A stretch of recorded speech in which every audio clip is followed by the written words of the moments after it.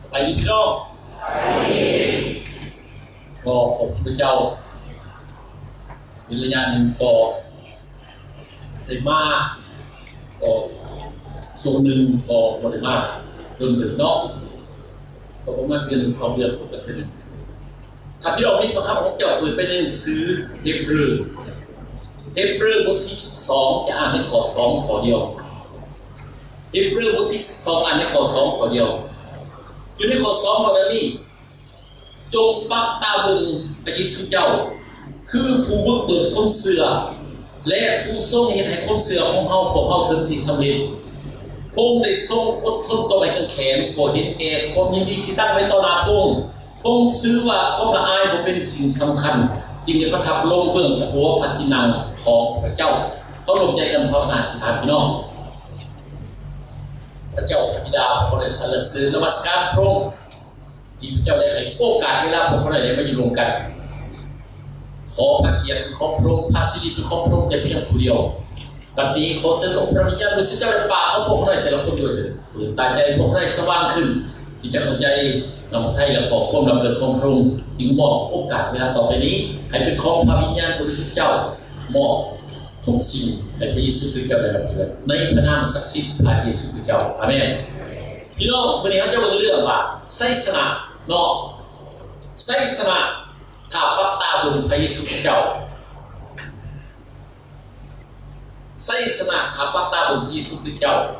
พระคัมภีร์บอกว่าให้ปักตาบนพระเยซูคริสต์เจ้าเป็นเหตุการณ์ปักตาบนพระเยซูคริสต์เจ้าเขาปักตาบนพระเยซูคริสต์เจ้าเพราะว่าอยู่ที่นั่นมีอย่างพี่น้องมีพระพรอยู่ที่นั่นมีฤทธิ์เดชอำนาจอยู่ที่นั่นมีไสสนะอยู่ที่นั่นมีการเยียวยาผู้ป่วยรักษาปัญญาอยู่ที่นั่นมีความเจริญพี่น้องครับพี่น้องปักตาไปแล้วพี่น้องจะเห็นสิ่งเหล่านี้แต่เมื่อใดพี่น้องปักตาบนองค์พระเยซูคริสต์เจ้าพี่น้องจะเห็นสิ่งเหล่านี้อาเมนเขาการปักตาบนพระเยซูคริสต์เจ้าเป็นการปักตาบนอย่างเนาะเบิ่งอยู่นั่นฮิบรูเนาะบอลสื่อในฮิบรูบท12ข้อ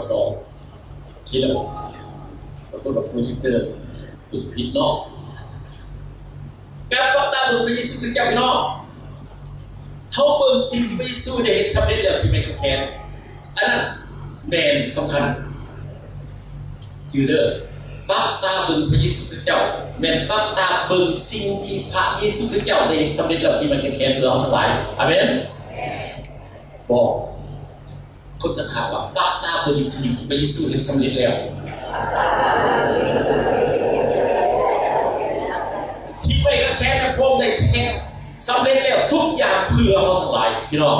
จะเป็นไสสนะผู้ประทานในที่ไม่จับไม่แข็งนั้นจะเป็นการเยียวยาเป็นผู้รักษาพระประทานจากไม่แข็งนั้นจะเป็นความเจริญเพื่อพระประทานที่ไม่แข็งนั้นจะเป็นสันติสุขพระประทานที่ไม่แข็งนั้นเนาะเขาเสียเรื่องนี้และเขาเบิ่งพระเยซูสิ่งที่พระองค์เห็นสำเร็จแล้วเขาสิบ่เบิ่งถามจากปักตาเบิ่งพระเยซูคริสต์เขาตกชื่อมีอยู่7 อย่างที่เขาตกชื่อในสีทอง7 อย่างเหล่านี้อย่างไรเนาะที่เขาคนจดจำได้ในฐานะเป็นคริสเตียนเขาเห็นชีวิตเขามีไสสนะอันที่1การปักตาบนพระเยซูคริสต์ต้องเบิ่งว่าพระองค์อยู่ไสเวลานี้พระองค์นั้นต้องเบิ่งชีวิตในอาณาจักรสวรรค์ว่าเป็นเลยชีวิตในอาณาจักรสวรรค์นั้นอันตรพิษในอาณาจักรสวรรค์ต้องเบิ่งไปที่พระเยซูคริสต์เจ้าพระเยซูคริสต์เจ้าพระคัมภีร์ว่าเป็นพระบุตรพระองค์นั่งอยู่บนขัวพระหัตถ์อันทรงฤทธิ์ของพระเจ้าในสวรรค์สวรรค์พระเจ้าให้พระองค์นั่งบนขัวพระหัตถ์ของพระองค์เบื้องขัวพระหัตถ์ของพระองค์นั้นเป็นเบื้องแห่งอำนาจเนาะ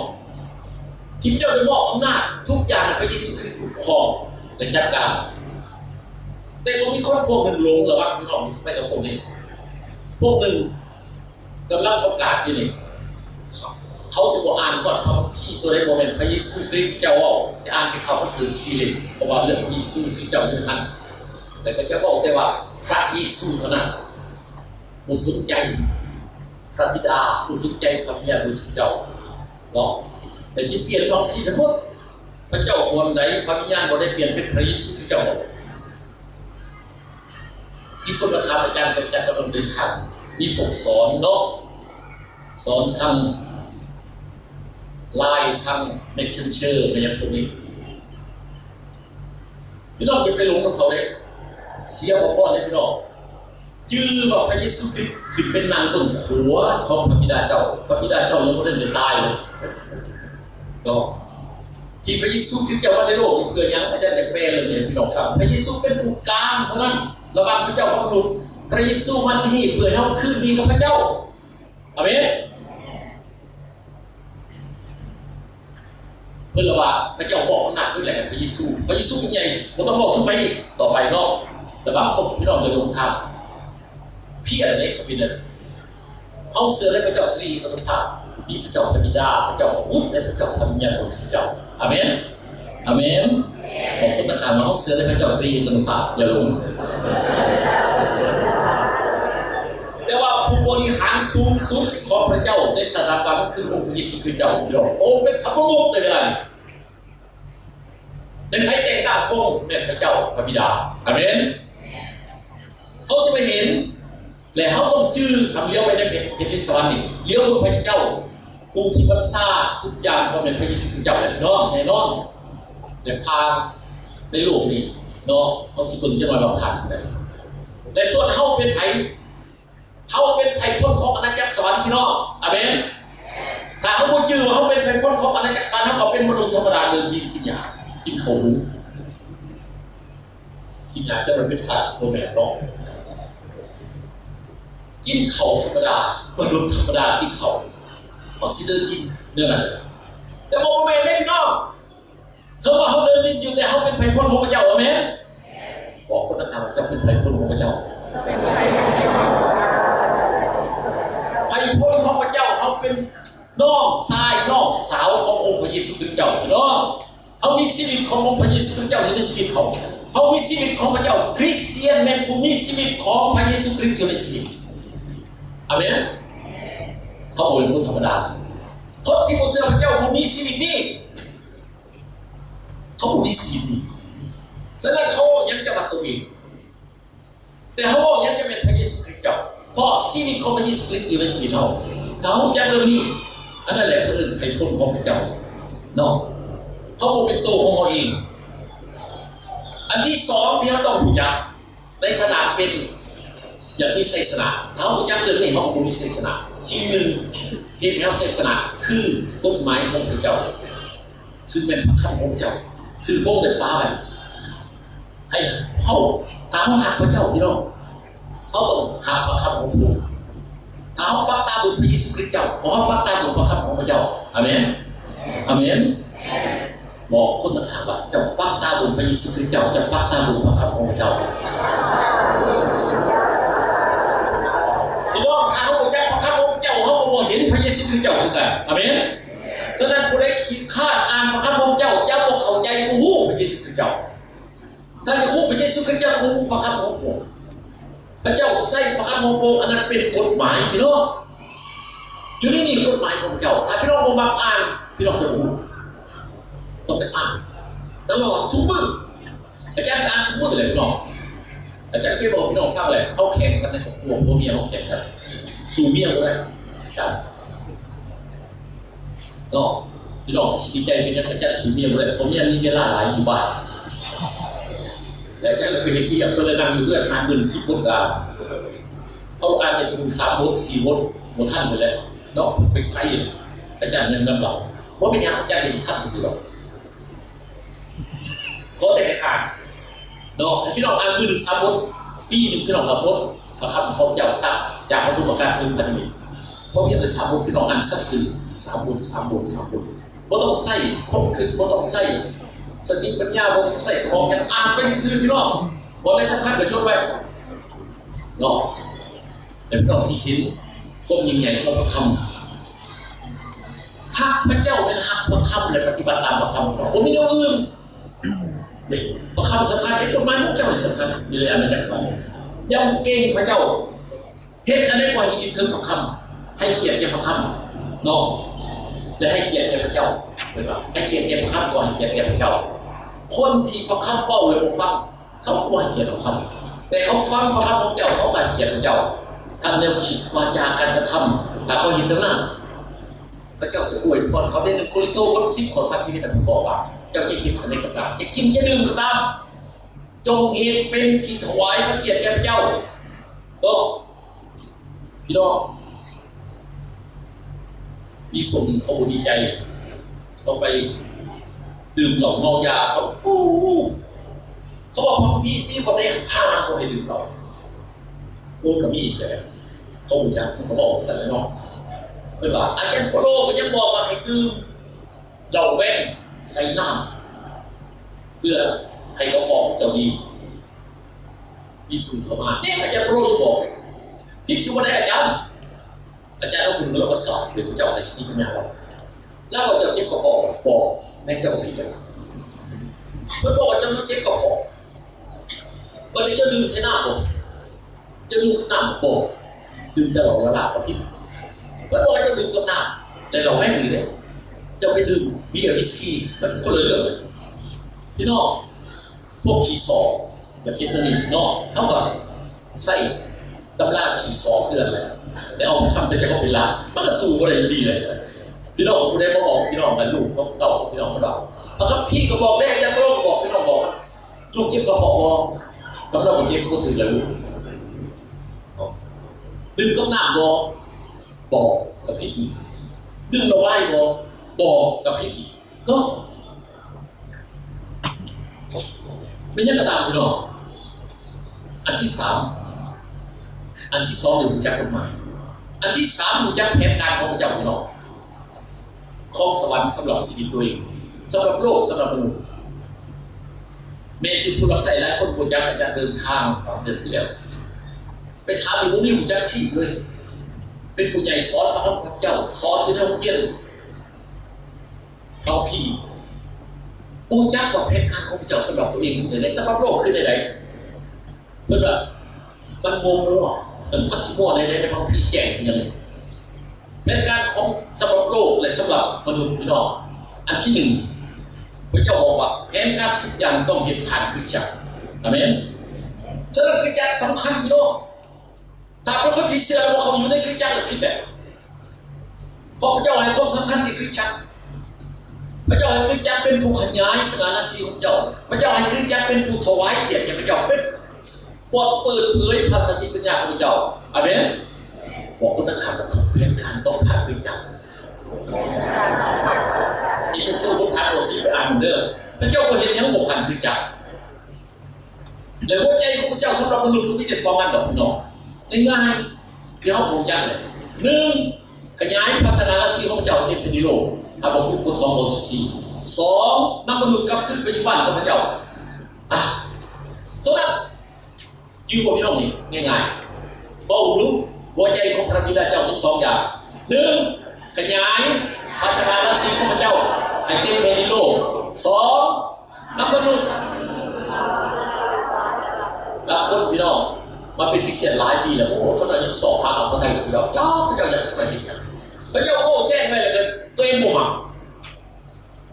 ผมเป็นพระเจ้าเปิดเผยอย่างพระไทยพระเจ้าเปิดเผยแล้วแต่ตัวเองบ่มาก็เลยแบบยังสอบเสือพระเจ้า10 ปียังสอบหาเอาพระไทยพระเจ้า20 ปีสอบเห็นอย่างพระเจ้าโอ้แจ้งเลยสำคัญสำหรับพระเจ้าคือได้2 อย่างเท่านั้นพี่น้อง 1. ขยายภาษาราศีของพระเจ้าให้เต็มเป็นโลก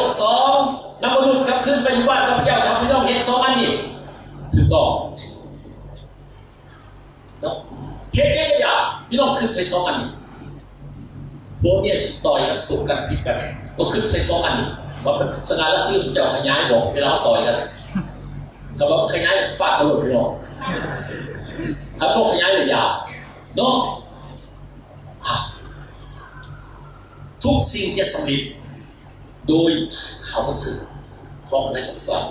ได้โดยทางองค์พระเยซูคริสต์เจ้าพระเยซูคริสต์ข่าวประเสริฐเป็นเดียวกันเลยพี่น้องข่าวประเสริฐเท่านั้นของอาณาจักรสวรรค์ถ้าเขาดำเนินชีวิตกับข่าวประเสริฐแผนการของเจ้าของสำเร็จหัวใจของเจ้าของสำเร็จพระองค์ใส่อันเดียวขอกระแจสวรรค์เป็นข่าวประเสริฐข่าวประเสริฐอันนี้เพื่อข่าวประเสริฐแห่งพระคุณที่ไม่แขนเป็นยังไงพี่น้องเลี้ยวไปที่ไม่แขนเพราะเขาจะไปเห็นข่าวประเสริฐแห่งพระคุณที่นำเอาความพูดมาสู่เฮานำเอาไสยสนะมาสู่เฮานำเอาการเยียวยามาสู่เฮา นำเอาความเจริญมาสู่เฮานำเอาสันติสุขมาสู่เฮาเพื่อเดินทางเถื่อสันติเขาประเสริฐแห่งสันติสุขเขาประเสริฐแห่งความคุณถ้าเขารู้จักเรื่องนี้ชีวิตเขาคงพังพี่น้องถ้าเขาเดินกับเรื่องนี้ชีวิตเขาคงพังเหมือนกันฉะนั้นในวันนี้เลี้ยวบนพระเยซูคริสต์เจ้าเลี้ยวบนเขาประเสริฐของอาณาจักรสวรรค์เลี้ยวเขาประเสริฐของพระคุณน่ะอาเมนบอกคนทั้งทางอยู่แบบนั้นเจ้าเลี้ยวบนพระเยซูคริสต์เจ้าเลยเลี้ยวบนเขาประเสริฐแห่งพระคุณ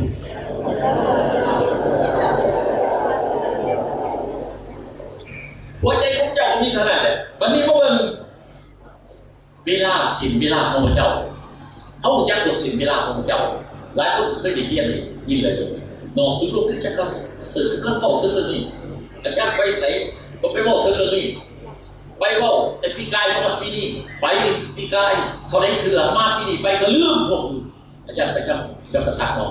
ผู้รับใส่เจ้า40 กว่าคนเกือบพอ50ลืมสิ่งเวลาของพระเจ้าพี่น้องจื้อเท่านี้สิ่งเวลาของเจ้าที่เจ้าฉีดไปสำหรับโลกยุคนี้เป็นยุคสุดท้ายพี่น้องยุคสุดท้ายเป็นยุคของคริสต์และเป็นยุคแห่งการรอคอยเสียงแก่หลายคนจะรู้จักเลยเรายังเสียงแก่พี่น้องได้ต้องพี่ยังเสียงแก่สุดท้ายที่พระเจ้าจะมาหลับเอาบุตรเสือขึ้นไปอยู่ในองค์อาเมนเขารอคอยการเสด็จปรากฏมาของพระเยซูคริสต์นะอาจารย์พาพี่น้องร้องเพลงมารานาธาว่าเป็นร้องสื่อในร้องมีความหมายในมารานาธานั่นแหละให้พระเยซูเสด็จมาซะให้พระเยซูเสด็จมาซะพี่น้องยุคนี้เป็นยุครอคอยการเสด็จปรากฏมาของพระเยซูคริสต์เจ้าอาเมนบอกคุณต้องถามว่ายุคนี้เป็นยุครอคอยการเสด็จกลับคืนมาพี่น้องฉะนั้นอย่าไปเลี้ยวมึงตาแต่เลี้ยวมึงกันอื่นละเลี้ยวมึงการรอคอยเบิ่งว่าพระเยซูคริสต์เจ้าจะเสด็จมาเมื่อใดถ้าเขาเตรียมตัวอยู่มันจะเสียเวลาเนี่ยก็จะขาดโอกาสจะเป็นเหมือนซัพพอร์ตหาคนโง่นะแต่เทียมผมมีน้ำมันเนาะเขาจะเสียไส้เบอร์โพมางานเทียมก็ต้องเห็นงานอย่างในยุคนี้มีอันเดียวงานเขาประเสริฐงานกันจับเกี่ยวขยายสกาลสีขยายเขาประเสริฐพี่น้องอาเมนยุคนี้มันยุคนี้เราต้องเห็นนึงถ้าพี่น้องมีส่วนนี้พระเจ้าก็ถอดเทปผมก่อนพี่น้องบองเน้นของพี่น้องในสารผลลงมาอาเมนถ้าพี่น้องมีส่วนในเรื่องนี้บองเน้นก็โบใหญ่นี่บองเน้นพี่น้องรับใส่ที่จัดในยังตรงนี้ได้ป่ะถ้าพี่น้องรับใส่เขาสื่อทุ่มเทเสียสละพระคัมภีร์มาในโลกนี้พี่น้องจะได้ร้อยเท่าอาเมนและได้โลกหน้าพี่น้องชีวิตนิรันดรมรดกรอถามพี่น้องบำเพ็ญรอถามพี่น้องอาเมนพี่น้องอย่าคิดว่าเม็ดร้ายพี่น้องประมาณร้ายในงานเขาสื่อในงานเกี่ยวนี้ส่วนหลายผมต้องเห็นเรื่องดอกพี่น้องมีส่วนในเรื่องนี้พ่อน้องพี่น้องจะได้รับพรอย่างมากมายในชีวิตอันที่4ให้เราผู้จ้าและเสือสิ่งที่สู้เจ้าในเหตุสำเร็จแบบที่แม่แกที่บอกไปแล้วเมื่อกี้นี่ไม่ยังคือการไถ่จากบาปกับที่แม่แกบาปกับพ่อพระเจ้าแล้วไปต่อไปที่แม่แกแล้วหมดแต่บาปกับผู้มีอีกเขาบอกเป็นคนมีบาปอะไรได้พี่น้องเพื่อเป็นลูกของพระเจ้าอาเมนจากโลกเป็นบอกไปนรกอีกอาเมนบาปกับผู้มีสิทธิ์บอกเป็นนายเฮาอาเมนเพื่อว่าเขาเป็นอย่างเป็นคนสอบทำเป็นลูกของพระเจ้าอาเมนอาเมนจะได้อย่างนี้จะพระเยซูคริสต์เจ้าแล้วให้เมื่อต้อนรับพระเยซูคริสต์เจ้าเท่านั้นอาเมนบอกคนต่างหากว่าเจ้าเป็นลูกของเจ้าจะเป็นผู้สอบทำแล้วบอกเลยสอบทำอะไรเขาบอกว่ามีบาปกับอีกอาเมนหมดเลยอันที่2พระเจ้าเป็นใครนอกจากการสับแสงที่ไม่ต้องแค้นการสับแสงทุกอย่างเอาไปต่อไปเลยที่ไม่ต้องแค้นการสับแสงมันยังต้องเจ็บป่วยต้องทุกข์จนฉะนั้นอาจารย์พี่น้องอาจารย์ดีใจเลยพี่น้องเรียนใจเก่งดีเข้าใจเลยเพราะว่าอาจารย์เป็นที่หลายบอกเขาเรื่องไปเขาเริ่มเข้าใจเขาอธิษฐานพี่น้องเห็นคนเจ็บป่วยอาจารย์นี่เขาส่งไล่ไปหากันป่วยพร้อมกันเขาบอกว่าพระเจ้าป่วยเจ้าเลยเด้อที่ไม่กันแค่2,000 ปีเจ้าที่จะรับเอานี่แหละเจ้าโมตายหรอกเงินพิจารเขาบอกกันสิในงานพี่น้อง คนออกมาจากโรงหมอพวกเขาเป็นพวกเจ็บได้บอกอาจารย์ดีเดชไม่บอกว่าขอพระเจ้าเยียวยารักษาต่อโอ้ยพวกยังไม่รู้เรื่องเขาบอกนั่นมีบางคนจะบอกจะสั่งดูอาจารย์จี้ไปเลยเขาเป็นผู้สำคัญอาจารย์จี้บอกอย่าบอกนั่นนะบอกว่าคือพระเยซูปิดปัวเลยสมัยแค่2,000 ปีผ่านมาเขามีแต่เราเอาพี่น้องอาเมนเขาเจ็บป่วยเขาเราเอาเท่านั้นอาเมนเราต้องไปขอพระเจ้ามาเยียวยารักษาอีกพระเจ้าเยียวยารักษาเขาแล้วเขาจะบ่ตายขอพระญาตินั้นเกินแก่เจ็บตายเขาบอกเอาอาเมนบอกคนตะข่าวเกิดแก่เจ็บตายบอกเกิดแก่เจ็บและบ่ตายอาเมนเขาจะบ่ตายจนเขาเจ็บอาเมนตบมือสรรเสริญพระเจ้าความถูกจนผมเป็นนายเขาอีกพี่น้องมากกว่านี้ตัวอีกคนมาเรื่องเจ็บผมสำคัญกับได้คอแต่มันห่างบางคนพี่น้องความเจ็บผมสำคัญถ้าเขาห่างแล้วเขาต้องอยู่ดิ้งเงี้ยกินเงี้ยตรงไหนมีคนไม้หรอถ้าพวกนี้คนไม้ยังนั่งดูโทรทัศน์อาจารย์ดูโทรทัศน์รายการโทรทัศน์ก็ต้องลองเบิ่งเลยด้วยอาจารย์ก็ไม่แบบก็ต้องสนใจอย่างคุณเจาะใจนั่นเป็นนักข่าวคือมีอะไรนักข่าวดังอยู่ประเทศไทยเป็นมะเร็งที่ต่อมขั้นสุดท้ายโอ้ยกูจะเสียมันเงินกันหลายเนี่ยดีมากเราเอาเงินในบัญชีคนที่เขาหมายผิดทางแพทย์ว่าเราสู้ตายนะเราไปหาแบบทำบัตรประชาชนเอาอะไรขาจุดลงดีๆเท่าไรเนี่ยไปถามว่าพ่อบอกพ่อแม่ไปถามเดี๋ยวเราได้การดูใจจากแม่เราขอแล้วก็ใส่กีโมยอมใส่กีโมยอมตายใส่กีโมทรมานไปกว่าแล้วพวกเรื่องอีกเสียโซ่พวกขอคนงามเนาะเสียโซ่ผมเมื่อเลยลงบอกเอาแต่แม่เราขอลูกเลยแม่ขอสิ่งหนึ่งไหนบอกกับเจ้าสิตายเราก็ได้ใช่สัญญาขอให้จะไปใส่กีโมซะโอ้เราขาดไปเลยแล้วก็ขึ้นมาเมสิพอนี่สิเราเจ้าเลยแล้วก็เลยเพื่อเห็นพอกับแม่แล้วก็เลยตัดสินใจไปใส่กีโมแล้วขึ้นมาพี่น้องพุ่งลงมันหัวหล่อแล้วนะสัมผัสมาจอใจเนาะแต่ว่าต่อไปชิดออกปวดก็จะดีเพื่อตอบแทนบุญคุณพ่อแม่กูอีเป็นไงเสียดายเราใครเราหมดตายเงินอะไรเราสุดเราสุดเงินเลยเราต่อไปเราสุดเราคงทางนี้เพราะชีวิตผมไม่มีอย่างหรอกเราอยากแต่เรามันถึงจุดนี้แต่เราหนาจะสอบคุณบ้างคิดนั่นใดจากโลกหนาไปก็สิ่งนอกบอลสิไปนะเนาะความถูกจนผมเป็นนายของพี่น้องดีบอกดีไหมมันบอกเป็นนายเขาเป็นนายมันพี่น้องกับพี่น้องใส่วิธีตัวเองเสร็จเลยเนาะ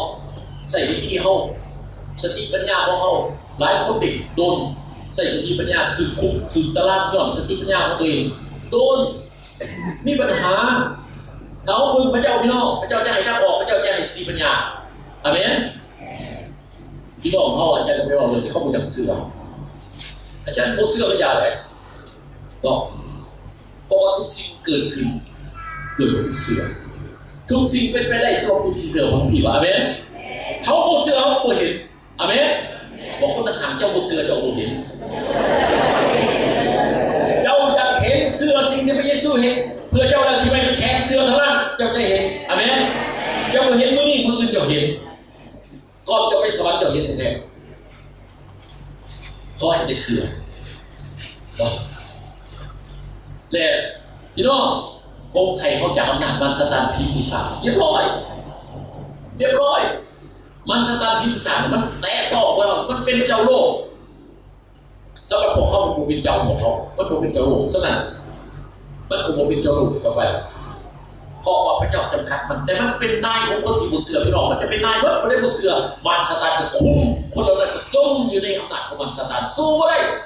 เห็นมันก็ยากแต่พี่น้องยากบอกผมมีทางเพราะมันเห็นยังไม่ได้อาเมนบอกคนต้องทำกับมารซาตานได้ต้องกับอะไร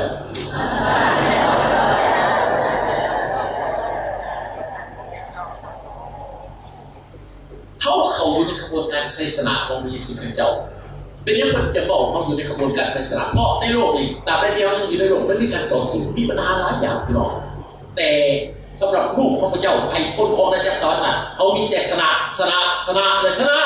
อาเมนบอกคนตะขาบพระเจ้าจักรสนะเท่านั้นเขาต้องรู้ทันพระเจ้าเพราะพระเยซูคริสต์เจ้าเห็นเพื่อเขาแล้วใส่สนะที่ไปกันแขนสำเร็จแล้วอาเมนพี่น้องขาดสติปัญญาขอพระเจ้าแล้วพระเจ้าจะประทานให้พบปัญหาขอสติปัญญาจากเจ้าสุดไปขอคนพวกนี้สติปัญญาเลิกกับพวกนี้ผู้ใดมั้งสติปัญญาจำกัดของเขาพี่น้องแล้วพวกนี้ฤทธิ์เดชอีกถ้าพี่น้องปักตาไปบนพระเยซูคริสต์เจ้ามีทั้งฤทธิ์เดชมีทั้งอำนาจมีทั้งปัญญามีทั้งทุกสิ่งเลยอาเมนมีทั้งพรในพี่น้องทุกคนสำหรับคนในห้องปักตาบนพระเยซูคริสต์เจ้าอันที่สี่ที่พี่น้องต้องจือสามัญเนาะบทเพลงการของเจ้าที่นี่อันที่สี่ผู้ยักษ์ความสวยของเขาหรือเจ้านายของเขาในทุกเรื่องงานในการดำรงชีวิตคือองค์พระวิญญาณบริสุทธิ์เจ้าเนาะในปัจจุบันนี้พี่น้องจะว่าพระเยซูคริสต์เจ้าสถิตอยู่ประทับอยู่กับความมหันต์ที่ได้เจ้าในสวรรค์แต่พระองค์ใส่ผู้หนึ่งมาอยู่กับเราในโลกคือองค์พระวิญญาณบริสุทธิ์เจ้าฉะนั้นการทำงานในโลกจะเป็นพระวิญญาณบริสุทธิ์เจ้าเป็นผู้นำพาพี่น้องอาเมนหลายคนปฏิเสธพระวิญญาณบริสุทธิ์เจ้าเขาคือเสือถึงต่อพระองค์เขาบอกแต่พระเยซูคริสต์เจ้าก็แม่นแหละผิดทุกอย่างในนามพระเยซูคริสต์เจ้าพี่น้องก็บ่ผิดหรอกแต่เขาบ่ฮู้แผนการของพระเจ้าแผนการของพระเจ้าพระเยซูคริสต์เจ้านางบัดซาอยู่เทิงผู้ในพื้นที่ทำงานคือองค์พระวิญญาณบริสุทธิ์เจ้าที่ทำงานกับเราอาเมนพี่น้ององค์จักผู้นี้ได้ดีใจที่คริสต์เจ้าของเราจักผู้นี้องค์พระผู้สวยของเราพี่น้ององค์นี้จะนำสติปัญญาให้เราจะฤทธิ์เดชอำนาจมาสู่ชีวิตเราและความสำเร็จมาสู่ชีวิตเราเป็นองค์พระวิญญาณบริสุทธิ์เจ้าพี่น้องอย่าบ้าไปห้องหาเพิ่นให้เพิ่นสวยอาเมนแล้วเพิ่นจะสวยมื้อบางอาจารย์เดินทางไปพิเศษตรงนี้ผู้หนึ่งก็ขอไปนำเป็นคนต่างประเทศพวกหนึ่งที่เป็นสาวกของอาจารย์เขากลับเลยเขาว่าอาจารย์นี่เพิ่นเปิดเลยไปน้ำแห่งดีมีผู้สวยแห่งดีเขากลับเลยเตรียมจองโรงแรมจองอย่างให้หมดเรียบร้อยคุณบอกโอ้อย่าไปสวยตีใจเลยเขาจะไปสวยอาจารย์บอกท่านบอกอย่างไรเขาบอกทำอาจารย์ว่าซื้อมือไปเลยโทรมาอาจารย์อาจารย์คุณอาจจะไปรับใส่อาจารย์เลยก็คือมีให้คนไปรับใส่นอกได้อาจารย์ว่าให้คนถามพระเจ้าลงมาด้วยพระเจ้าสิว่าอาจารย์บอกอธิษฐานบอกท่านอธิษฐานก้มลงเสียอธิษฐานพระเจ้าบอกว่าอย่าเฝ้าก่อนยังบ่มองวันนี้ให้เขาไปอยู่มันอาจารย์เลยบอกไปคนนั้นเขาจะบอกท่านบอกใจเหตุผลได้แต่พระเจ้าบอกยังบ่มองจะบอกให้ได้บอกต้องเสียใจบอกคนเสียใจจำเป็นแล้วพอพระเจ้าบอกพระเจ้าเสียใจหลักกว่าเขาเลยไปบอกขอโทษเด้ออาจารย์คนเราจะไปยังบ่ได้เนาะแต่พระเจ้าสิ้นใจจะรู้เลยพี่น้องต้องถามพระเจ้าเลยถ้าเราขาดสติปัญญาถามพระวิญญาณบริสุทธิ์เจ้าแล้วคนสิ้นสวยแล้วหรอพระองค์ผู้นี้เห็นเขาไปอยู่ของพระเจ้าเป็นอย่างเขาสิบ่ต้องหนักถือหนึ่งไปกับคนโบเดินกับคนพระองค์ผู้นี้เนี่ยประทานฤทธิ์เดชอำนาจแก่เขาพี่น้องเพื่อเป็นพยานเข้าหาเขาเพื่อประกาศเข้ามาสื่อเพื่อขยายศาสนาราศีของเจ้าเมนพระวิญญาณบริสุทธิ์เจ้าอาเมนบอกคนต่างๆว่าพระวิญญาณบริสุทธิ์เจ้าเป็นผู้สวยของเจ้าในทุกเรื่องอาเมนบอกพี่น้องในทุกเรื่องโมแต่เรื่องรับใช้เรื่องส่วนตัวเรื่องยังก็อย่าพี่น้องผมมีสติปัญญาขอกับพระองค์ให้พวกนำทางพี่น้องสิได้รับสติปัญญาพวกสิบอกแล้วเธอพวกบอกในเสียงแล้วเธอพวกบอกอยู่ภายในเขาเลยรู้จักออกมาจากหัวใจปุ๊บออกมาเลยเนาะ อาจารย์ผมบอกตลอดอะไรสุขคนเห็นคุณจะบอกสนานเขาให้ยอมองค์พระบิดารู้สึกเจ้าเป็นเจ้านายของสิ่งของเขาเหมือนกระทำการเตียบนหาเขาสู่พระบิดาแล้วจะสนะเนื้อหนังเขาจะสนะความอยากตัณหาของเขาขับปุ่มนำพาสิ่งเขาอันที่หาพี่น้องอันที่หามีชีวิตที่ติดกับการภาวนาที่ทำเพราะพี่โอ้ยหลายหลงหลายไปมากเตือนเขาแต่เขาไม่สนใจในยิริยาผู้ทำต่อสามเราห้องหาเขาเลยเขาจะตอบเจ้าผมไม่ได้ตอบเจ้าแล้วเขาจะบอกเจ้าว่าอันนี้ถือก็ได้พิษว้าวคันเขาโมห้องหาโป้งเนี่ยเขาบริยินเลยเนาะแล้วก็พิสูจน์คือเจ้าสมัยพงอยู่ในโลกพ่อบอกจนเขาระวังในบนบอนภาวนาทุกท่านดูเพื่อจะมาตกในการทดลองแต่เขาอยากตกในการทดลองภาวนาชีวิตติดกับการภาวนาทุกท่านเนาะแล้วจะเห็นความเข้มแข็งของดัชจิตวิญญาณของเราเนาะอันนี้อยู่ในอาณาจักรสวรรค์ตรงนี้เรื่องนี้อันที่6พี่น้องผมต้องถามอาจารย์ได้อันที่6อาจารย์บอกเลยด้วยอันที่6นี่ท่านจะกินต่อสู่ประมาณสตาร์หรือปีศาจหลายคนก็ต่อสู้พี่น้องเขาอ่อนแอไปยังเขาก็ต่อสู้ไปกินจักรนอกนี่ถ้าตอนโตเป็นต้นเนาะผมนี่อาจารย์ไปบ่นเรื่องต่อสู้มอเตอร์ไปทางยุโรปไปทางอเมริกาเนี่ยคือกันเลยผมนี่เรื่องต่อสู้เขาจะต่อสู้กับผีปีศาจทั้งที่ยังไม่รู้สิ่งที่จิตมาได้เลยบอกว่าต่อสู้กับมันซาตานแล้วมันจะหนีจากเขาคณะต่อสู้เขาในบ้านเขาอาเมนมันก็ยังอยู่เคียงข้างเขาพี่น้องก็อยากให้มันยังอยู่เคียงข้างเห็นอะไรต่อสู้เห็นยังต่อสู้สั่งผูกสั่งมัดมันขับไล่มันนี่การต่อสู้ด้วยคำภาวนาที่ทำพระพี่บอกว่ามันเที่ยววนเวียนไปสอบหาคนที่จะกัดกินได้คนในเป็นไทยคริสเตียนลูกพระเจ้ามันบอกการคนอื่นเลยพี่น้องมันทางการคริสเตียนแต่ยังมันทางการคริสเตียนที่อ่อนแอมันยุ่งเลยชีโลกมันยุ่งให้โลกเลยมันหมักคริสเตียนลูกแต่ลูกคนที่โบเสือพระเจ้ามันเป็นลูกของมันเลยมันโบเห็นมันก็ต่อสู้ไม่ใช่ต่อสู้ของลูกตัวเองมันต่อสู้พวกเขาที่เป็นลูกของมันเพื่อได้พี่น้องว่าเป็นคริสเตียนพี่น้องนี่สกิลตัวหนึ่งคือมันสตาร์หรือพิธีศาสตร์ถือไว้ถ้าพี่น้องต่อสู้มันจะหลีกง่ายพี่น้องจะต้องมีชีวิตที่ต่อสู้เนาะในการจับว่าเขามีการต่อสู้อธิษฐานให้พี่น้องเขารวมในงานนั้นเป็นเรื่องสำคัญอันสุดท้ายถ้าที่นี้ตามข้อมูลนี้ของเสือพี่น้องเราในคนทั่วศึกษาเราศึกษาเลิกด้วยความเสือเนาะที่คริสเตียนพื้นฐานของทุกอย่างคือความเสือความเสือในความเสือของพระเจ้ามันระบุว่าชีวิตของสองกันเสือในความเสือของพระเจ้าไม่ข้อพระเจ้าก้าวให้ไหนเขาก็เสือกันนั่นผมมีอะไรยากสำหรับพระเจ้าพี่น้อง